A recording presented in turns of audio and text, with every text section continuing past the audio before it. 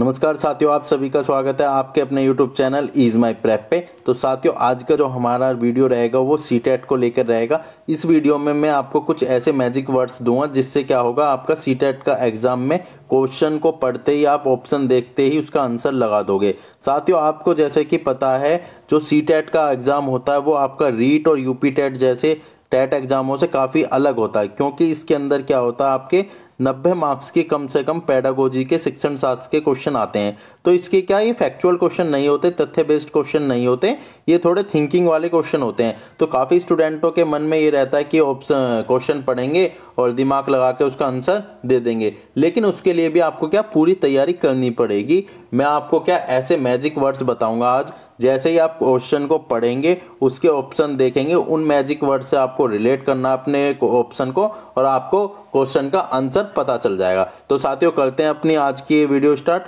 देखिए, सबसे पहले आपको क्या करना है, सबसे पहले आपको इस बात पर ध्यान देना है कि क्वेश्चन में नेगेटिव बात पूछी गई है या पॉजिटिव बात पूछी गई है। हमें इस चीज को क्लियर कर लेना, उसी के बाद हम अपना आंसर देंगे। साथियों, मैं आपको बताता हूं, शिक्षक, शिक्षण पद्धति, शिक्षण व्यवस्था, विद्यालय, बालक, इन सभी में सबसे महत्वपूर्ण बालक है। तो आपका आंसर भी बालक के पक्ष का होना चाहिए। मैं आपको क्लियर कर देता हूं कि सब में सारे ऑप्शन आप पढ़ोगे, उनमें आपको कहां जाना है, जो भी ऑप्शन आपका बालक के पक्ष का है। आपको एज ए टीचर नहीं सोचना कि हम टीचर होकर ये करेंगे, आपको सिर्फ सोचना है बालक के फायदे की चीजें, तो आपका आंसर 101% ठीक हो जाएगा। बाकी मैं आपको मैजिक वर्ड्स दूंगा ही, और लास्ट में इस वीडियो में क्वेश्चन भी हैं जो प्रीवियस ईयर में आ चुके हैं, इन मैजिक वर्ड से ही उनके आंसर निकल रहे हैं, तो वो भी आप देख लेंगे। तो वीडियो के लास्ट तक बने रहेंगे। देखिए, पहले क्या हुआ करता था, आपकी जो शिक्षण व्यवस्था थी उसमें क्या था, विषय प्रधान यानी कि सब्जेक्ट प्रधान और अध्यापक प्रधान हुआ करती थी। लेकिन जो आज की जो हमारी शिक्षण व्यवस्था है वो बाल केंद्रित हो चुकी है। कौन सी हो चुकी है? बाल केंद्रित, बालक प्रधान हमारी शिक्षण व्यवस्था हो गई है। अब क्या है, अब शिक्षा बालक के लिए है, ना कि बालक शिक्षा के लिए। इस बात को बहुत अच्छे से समझना आपको। क्या, अब शिक्षा बालक के लिए है, ना कि बालक शिक्षा के लिए। तो आप समझ जाएंगे, सारे ऑप्शन आपके सही हो जाएंगे। देखिए, अब मैं आपको बता देता हूं कुछ ये पॉजिटिव सकारात्मक शब्द जो शिक्षण के लिए उचित सही माने जाते हैं। तो देख लेते हैं एक एक करके। देखिए, स्वयं खुद से अर्जित करने के मौके, स्वतंत्रता। हमें क्या, अपने जो भी छात्र होते हैं, अपने बालक होते हैं, स्टूडेंट होते हैं, उनको क्या स्वयं से खुद से करने की वो देनी चाहिए, छूट देनी चाहिए, ताकि वो अपने ज्ञान को अर्जित कर सके। ऐसे उनको अवसर हमें उपलब्ध कराने चाहिए, अवसर उपलब्ध कराने चाहिए, उनको प्रोत्साहित करते रहना चाहिए हमें समय समय पे।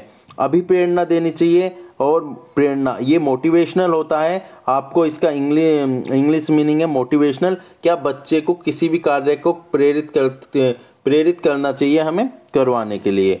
समावेशी शिक्षा, समावेशी शिक्षा में क्या, सभी के लिए समान रूप से शिक्षा उपलब्ध कराई जाती है। जैसे विकलांग बच्चे होते हैं, मंद बुद्धि बच्चे होते हैं, और आपके ये इंटेलिजेंट बच्चे होते हैं, तो इन सभी को एक ही जगह समावेशी शिक्षा उपलब्ध कराई जाती है। ये सारे वर्ड आपके पॉजिटिव हैं। अगर आपसे क्वेश्चन में पॉजिटिव बात पूछेगा तो आपको इन्हीं मैजिक वर्ड से पॉजिटिव आंसर मिल जाएगा। वास्तविक दैनिक जीवन, जो भी हमारा शिक्षण होना चाहिए, हमारी शिक्षा होनी चाहिए, वो बालक के वास्तविक जीवन से संबंधित होनी चाहिए, उसके दैनिक जीवन से वो गतिविधियां संबंधित होनी चाहिए। शिक्षण में हमारा बालक सक्रिय रहना चाहिए, हमें ऐसा कार्य कराना चाहिए, ऐसी शिक्षण पद्धति अपनानी चाहिए जिससे क्या, बालक सक्रिय रहे, वो अपनी शिक्षण में रुचि ले सके।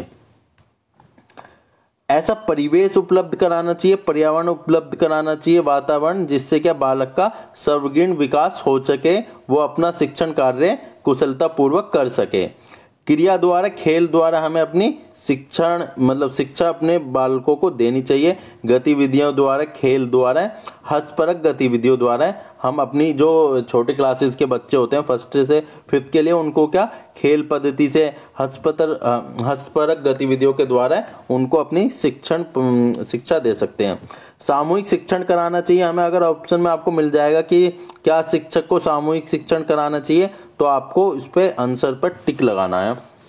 क्योंकि हमारी जो अच्छी शिक्षण व्यवस्था है उसमें सामूहिक शिक्षण उपयोगी माना गया है। ऐसे ही पूछताछ और चर्चा, बच्चों को क्या पूछताछ और चर्चा का मौका देते रहना चाहिए, प्रश्न करने देना चाहिए, उनके प्रश्नों को स्वीकार करना चाहिए। आपको काफी क्वेश्चन ऐसे मिलेंगे कि कक्षा में बच्चा क्वेश्चन करता है तो आपको उसको क्वेश्चन करने देना चाहिए, नहीं देना चाहिए। तो इस तरह से आपको पॉजिटिव में जाना है कि हाँ, उनको हमें क्वेश्चन करने देना चाहिए और उनके क्वेश्चनों को हमें स्वीकार करना चाहिए।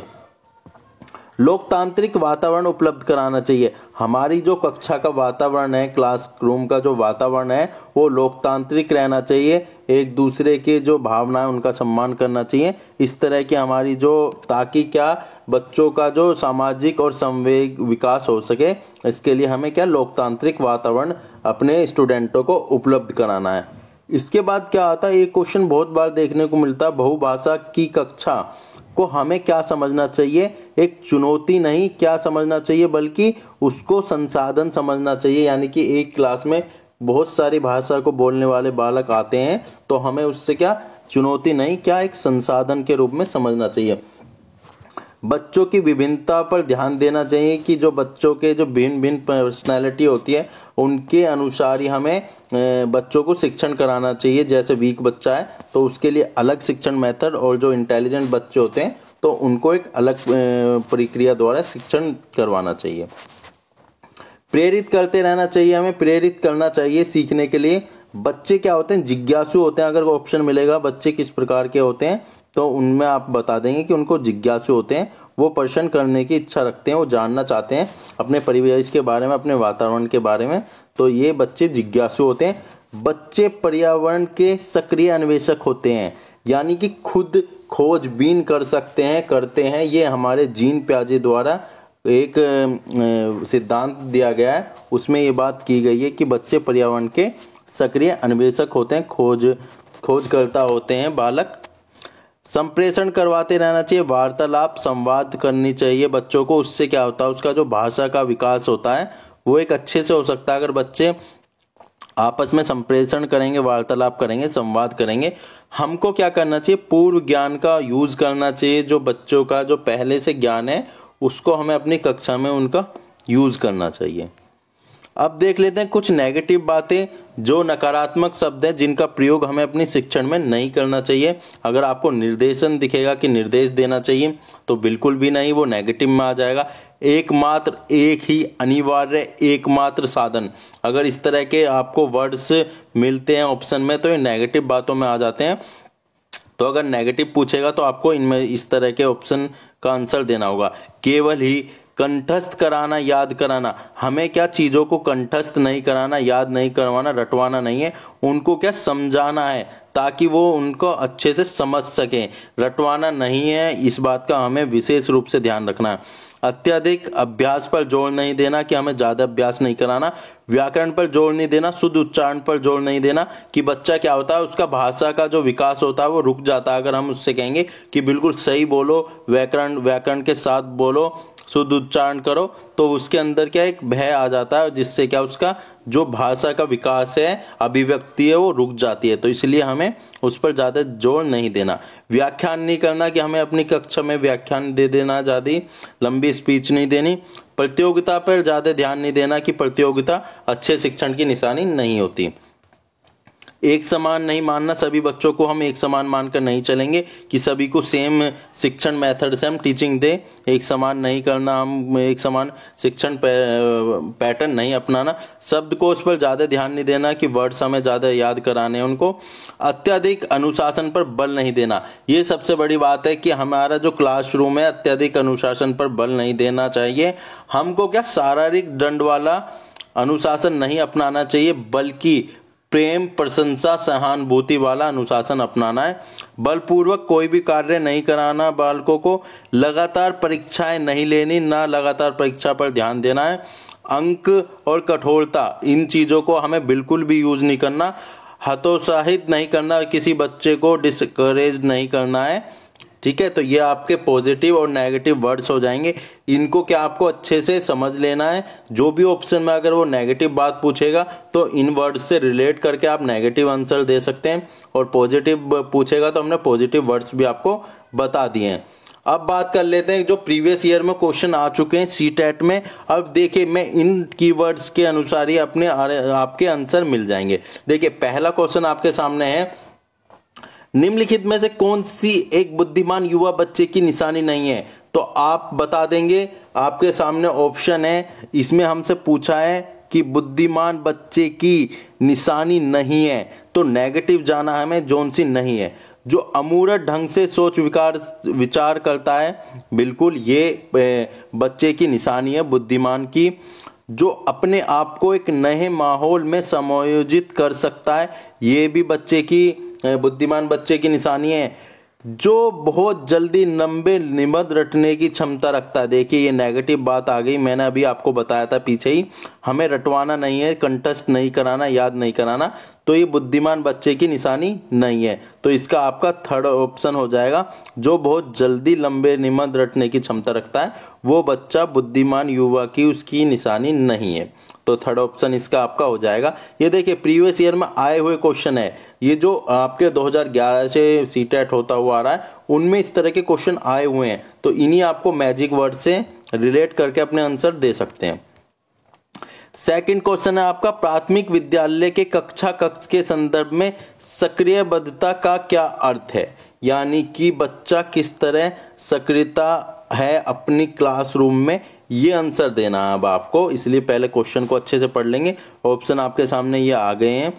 शिक्षक का अनुकरण और नकल करना, जांच पड़ताल करना, प्रश्न पूछना और वाद विवाद, शिक्षक द्वारा दिए गए उत्तरों को नकल करना, याद करना। देखिए अब आपको क्या करना है, जो मैंने मैजिक वर्ड्स दिए उनसे रिलेट करना है।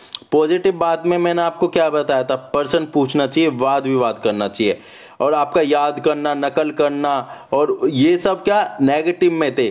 तो अब यहाँ इनने पूछा सक्रियबद्धता, तो अब कहाँ चले जाएगा ये ऑप्शन, सेकंड ऑप्शन हो जाएगा आपका, जांच पड़ताल करता है बच्चा, क्वेश्चन करता है, वाद विवाद करता है, तो वो सक्रिय है अपने शिक्षण में। तो इसका आंसर आपके सामने सेकंड हो जाएगा। आप अपने मैजिक वर्ड से रिलेट करते चलेंगे, देखिए सारे क्वेश्चन आपके होते चले जाएंगे। अब ये थर्ड क्वेश्चन है आपका, बच्चा तब सर्वाधिक सृजनशील होते हैं जब वे किसी गतिविधि में भाग लेते हैं। तो इसके ऑप्शन है आपके सामने, दूसरों के सामने अच्छा करने के दबाव में आकर, ऐसा तो नहीं है कि भाई जब अगर बच्चा किसी दूसरे के दबाव में आकर किसी कार्य को करेगा तो वो सृजनशील नहीं हो सकता। पुरस्कार के लिए, शिक्षक की डांट से बचने के लिए, तो ये क्या तीनों नेगेटिव बात हो गई। इसमें पॉजिटिव बात मैंने आपको क्या बताई थी, बच्चा अपनी रुचि से सीखता है, तो अब इसका सेकंड ऑप्शन हो जाएगा, अपनी रुचि से अगर वो किसी गतिविधि को करेगा तो उसमें वो सर्वाधिक सृजनशील रहेगा। फोर्थ क्वेश्चन पढ़ लेते हैं अपना, बच्चे के अधिगम को सुगम बनाने के लिए अध्यापकों को एक अच्छे कक्षीय परिवेश का सर्जन करने की आवश्यकता होती है। इस प्रकार के अधिगम परिवेश का सर्जन करने के लिए गए नीचे दिए गए कथनों में से कौन सा सही नहीं है? ऑप्शन आपके सामने ये आ गए हैं। अब इसने देखिए हमसे पूछा सही नहीं है, कौन सा नेगेटिव है जो एक सृजनशील परिवेश के लिए नहीं है। बच्चों को स्वीकार करना बिल्कुल पॉजिटिव बात है, अध्यापकों का सकारात्मक रूप ये भी पॉजिटिव है, बच्चों के प्रयासों को स्वीकार करना ये भी पॉजिटिव है, अध्यापकों के अनुसार कार्य करना ये नेगेटिव आ जाएगा।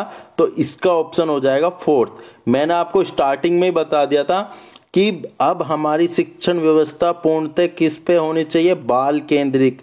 बालक के लिए जो टीचर कर रहा है वो जरूरी नहीं है, बालक के लिए जो जरूरी है वो चीज है। तो अध्यापकों के अनुसार कार्य करना तो एक सृजनशील परिवेश के लिए सही नहीं है। बाकी तीनों चीज बच्चों से रिलेटेड थी, तो इसलिए ये तीन पॉजिटिव हो जाएंगे। हमसे नेगेटिव बात पूछिए तो फोर्थ ऑप्शन आपका ये सही हो जाएगा। फिफ्थ क्वेश्चन है, निम्नलिखित में से कौन सा बच्चों के संवेगात्मक विकास के लिए सर्वाधिक उपयुक्त है? अब ऑप्शन आपके सामने ये, तो अब इसने हमसे पूछा संवेगात्मक विकास के लिए कौन सा सही है, कौन सा पॉजिटिव है। अब हमें पॉजिटिव पे वर्ड्स पे जाना, अपने जो की मैजिक वर्ड हैं उनसे अपना कनेक्ट करना है। कक्षा कक्ष का नियंत्रित परिवेश ये नेगेटिव है, कक्षा कक्ष का अधिकारित परिवेश ये भी नेगेटिव है, कक्षा कक्ष का लोकतांत्रिक परिवेश, देखिए ये पॉजिटिव है, वही मैजिक वर्ड से निकल के आ गया कि अब सबसे सही कौन सा हो जाएगा, लोकतांत्रिक परिवेश होना चाहिए संवेगात्मक विकास के लिए बच्चों के लिए। अब ये प्रतिभाशाली विद्यार्थी, छठा क्वेश्चन है, ऑप्शन आपके सामने ये है, अपनी आवश्यकताओं को दृढ़ता पूर्वक नहीं कह पाते। तो ऐसा तो नहीं है, प्रतिभाशाली बच्चे तो अपनी बात को अच्छे से कह सकते हैं। स्वभाव में अंतर्मुखी होते हैं, नहीं अंतर्मुखी भी नहीं होते।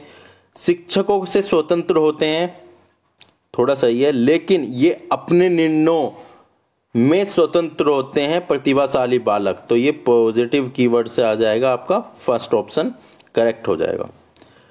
प्रेरित शिक्षण की निशानी माना जाता है।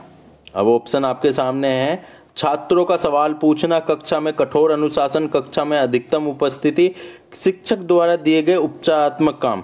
देखिए अगर हम थिंकिंग करें कि इसके लिए कक्षा में अधिकतम उपस्थिति अच्छी कक्षा क्लास के लिए सही है, अनुशासन भी सही है, लेकिन मैंने आपको पॉजिटिव वर्ड्स क्या दिए थे कि बच्चे का क्वेश्चन पूछना। अब अगर आप यहाँ चले जाओगे कि कक्षा क्लास का अच्छा अनुशासन है और यह अधिकतम उपस्थिति है, लेकिन ये नहीं है। प्रेरित शिक्षण के लिए क्या है, बच्चे का सक्रिय रहना जरूरी है। अब बच्चा सक्रिय कब रहेगा, जब वो क्वेश्चन करेगा क्लास में। तो इसका पहला ऑप्शन हो जाएगा आपका छात्रों का सवाल पूछना। आपका नेक्स्ट क्वेश्चन है, विशेष आवश्यकता वाले बच्चों को शिक्षा प्रदान की जानी चाहिए। विशेष स्कूलों में विशेष शिक्षकों द्वारा, अन्य सामान्य बच्चों के साथ, विशेष स्कूलों में विशेष बच्चों के लिए एक विकसित की गई गतिविधि द्वारा, या विशेष स्कूलों में। मैंने आपको स्टार्टिंग में क्या बताया था, समावेशी शिक्षा। समावेशी शिक्षा में क्या, जो इंटेलिजेंट बच्चा है, मंदबुद्धि बच्चा है, कमजोर बच्चे हैं, इन सबको क्या हमें एक सामान्य बच्चों के साथ ही शिक्षण देना चाहिए, इससे ही उनका विकास हो सकता है। तो इसका ऑप्शन हो जाएगा आपका सेकंड, अन्य सामान्य बच्चों के साथ हमें उन्हें शिक्षा देनी चाहिए। अब हमारी थिंकिंग ये नहीं जानी चाहिए विशेष आवश्यकता वाला है तो उसको विशेष स्कूलों में डाल दो, नहीं, ये आपका रॉन्ग आंसर हो जाएगा। इसी वजह से क्या काफी बच्चों का सीटेट रह जाता है, वो इस तरह की थिंकिंग कर लेते हैं। लेकिन हमें क्या, जो हमारा पैटर्न है उसी के अनुसार आंसर देना है, जो बच्चों के लिए सही है। तो अन्य सामान्य बच्चों के साथ ही हमें उन्हें शिक्षण देना चाहिए। नेक्स्ट क्वेश्चन आपका हो जाएगा, शिक्षार्थियों के ज्ञान अर्जन में सहायता करने के क्रम में अध्यापकों को किस प्रकार ध्यान केंद्रित करना चाहिए। अब हमें क्या, एज ए टीचर अपने स्टूडेंटों का किस तरह ध्यान केंद्रित करना चाहिए। शिक्षार्थियों के द्वारा प्राप्त किए गए अंकों के आधार पर नहीं। शिक्षकों के सक्रिय सहभागिता के लिए शामिल करना, शिक्षार्थियों के द्वारा अधिगम की अवधारणाओं में कुशलता प्राप्त करना, सुनिश्चित करना कि शिक्षार्थी कुछ याद करते हैं। तो ये आपके सारे ऑप्शन। तो आप इसमें से देखिए, मैंने क्या बताया था, स्टूडेंट का सक्रिय रहना जरूरी है। तो ये कहाँ मिल रहा है आपको, शिक्षार्थियों को सक्रिय सहभागिता में शामिल करना चाहिए, ज्ञान अर्जन में सहायता मिलती है इससे। तो इसका करेक्ट ऑप्शन आपका सेकंड हो जाएगा। ये अपना लास्ट क्वेश्चन देख लेते हैं। बच्चे कक्षा में रुचि विकसित करते हैं जब शिक्षक केवल अच्छे शिक्षार्थियों का पक्ष ले, ये तो नेगेटिव बात हो जाएगी। शिक्षक प्रत्येक शिक्षार्थी को भाग लेने के लिए प्रोत्साहित तथा प्रशंसा करें।